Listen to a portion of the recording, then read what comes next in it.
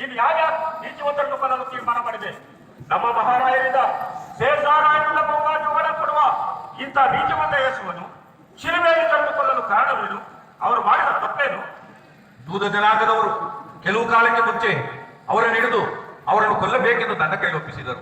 ನಾನು ಎಷ್ಟು ಪರಿಶೋಧಿಸಿ ವಿಚಾರಿಸಿದಾಗ್ಯೂ ಅವರಲ್ಲಿ ಯಾವ ತಪ್ಪು ಕಾರಣದಿಂದ ಬಿಡುಗಡೆ ಮಾಡಲು ಪ್ರಯತ್ನ ಮಾಡಿದ್ದೇನೆ. ಆದರೆ ಏನೂ ಪ್ರಯೋಜನವಾಗಲಿಲ್ಲ. ಆ ದೂದೆಯರು ಒಂದೇ ಸಾಧನೆಯಿಂದ ಅವರನ್ನು ಕೊಲ್ಲಲೇಬೇಕೆಂದು ದಂಗೆ ಎದ್ದಿದ್ದರಿಂದ ಅದನ್ನು ಅಡಗಿಸಲು ಅವರಿಗೆ ಮರಣಕ್ಕೆ ನಿರ್ಣಯಿಸಿ ಅವರ ಕೈಲಿ ಒಪ್ಪಿಸಬೇಕಾಗಿತ್ತು. ಇದು ಎಂತ ಕ್ರಮ? ಈ ನ್ಯಾಯ ನೀತಿವಂತರನ್ನು ಕೊಲ್ಲಲು ತೀರ್ಮಾನ ಮಾಡಿದೆ. ದುಷ್ಟನೇ ಕ್ರಮಗಾರರೇ, ಇದಕ್ಕೆ ತಕ್ಕ ದಂಡನೆ ಬಿಡುವುದಿಲ್ಲ. ನೋಡ್ತಾ ಇರು.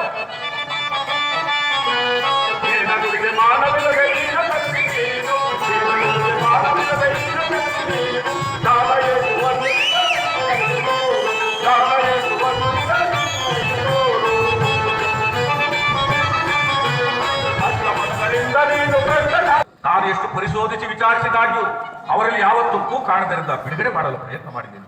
ಆದರೆ ಏನೂ ಪ್ರಯೋಜನವಾಗಲಿಲ್ಲ. ಆ ದೂದೆಯರು ಒಂದೇ ಸಾಧನೆಯಿಂದ ಅವರನ್ನು ಕೊಲ್ಲಲೇಬೇಕೆಂದು ದಂಗೆ ಎದ್ದಿದ್ದರಿಂದ ಅದನ್ನು ಅಡಗಿಸಲು ಅವರಿಗೆ ಮರಣಕ್ಕೆ ನಿರ್ಣಯಿಸಿ ಅವರ ಕೈಲಿ ಒಪ್ಪಿಸಬೇಕಾಗಿತ್ತು. ಇದು ಎಂತ ಕ್ರಮ? ಈ ನ್ಯಾಯ ನೀತಿವಂತರನ್ನು ಕೊಲ್ಲಲು ತೀರ್ಮಾನ ಮಾಡಿದೆ. ದುಷ್ಟನೇ ಕ್ರಮಗಾರರೇ, ಇದಕ್ಕೆ ತಕ್ಕ ದಂಡನೆ ಬಿಡುವುದಿಲ್ಲ. ನೋಡ್ತಾ ಇರು. ಮಾನವಿಲ್ಲದ